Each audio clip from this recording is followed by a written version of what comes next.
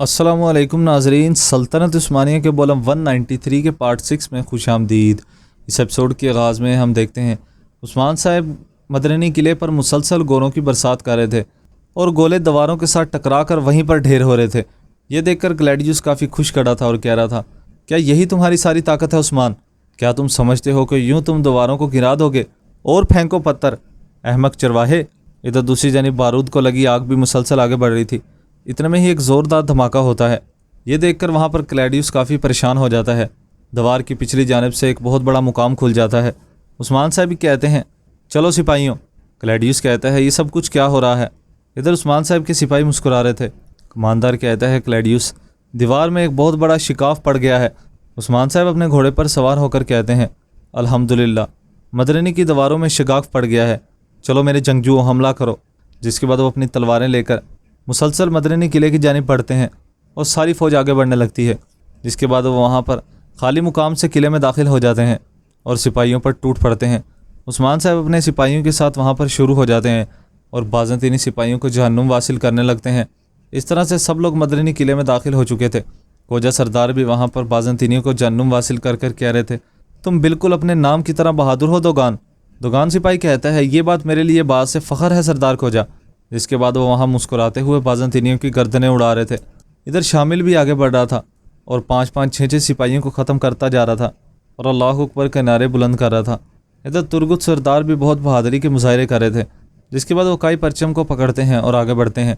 इधर बाज़ंतीनी सिपाही मुसलसल ख़त्म होते जा रहे थे। क्लैडियस भी सिपाहियों को ख़त्म कर रहा था और कह रहा था, चलो मेरे फ़ौजी जानबाजों, शगाफ़ों की तरफ रवाना हो जाओ। वो वहाँ पर काफ़ी मायूस था। उसके बहुत से सिपाही वहाँ पर मारे जा चुके थे। इधर दूसरी जानिब हम लोग देखते हैं गोयनिक में बगावत की आग भड़क उठी थी। लोग मुसलसल आगे बढ़ रहे थे और लोग कह रहे थे, हमें अंदर लेकर चलो, हम अपना शहर वापस लेंगे। इतने में ही वहाँ पर सोफिया कमांडर के साथ आती है। ये देखकर वो काफ़ी ज़्यादा खुश थी। सोफिया कहती है, ए अजीम बाज़ंतीनियों, तुम में से हर एक शहनशाह का सिपाही है जिन्होंने हमारे गवर्नर को मारा है और वो तुम पर भी रहम कभी नहीं करेंगे। क्या आप लोग जानते हैं, इनका जुल्म शुरू हो चुका है और हम इसे बर्दाश्त नहीं करेंगे। तुर्कों की मौत होगी, या तो मरेंगे या अपना शहर वापस लेंगे। जिसके बाद वो लोग वहाँ पर भड़क उठते हैं और मुसलसल आगे बढ़ते हैं। सोफिया नीचे उतर जाती है और कहती है, यहीं पर रुको एलिनी, जब सब इंतशार फैलेगा और माहौल बिगड़ेगा तो हमें किले में दाखिल कर देना। एलिनी कहती है, ठीक है, और वह वहाँ से चली जाती है। इधर सोफिया छुप कर खड़ी मंजर देख रही थी। इतने में ही वहाँ पर सरदार पहुँच कर कहता है, ए जंगजू, अपनी ढालें नीचे ना करो। बाला खातून भी वहाँ पर गूंचा के हमरा पहुँचती है। सोफिया देखकर कहती है, आ गई हो बाला? सरदार पूछता है, अब हम क्या करेंगे बाला खातून? बाला कहती है, इन्होंने बच्चों को अपने आगे रखा हुआ है, इन्हें ढाल बना लिया है। नहीं, ये लोग अकेले ऐसी हरकत नहीं कर सकते हैं।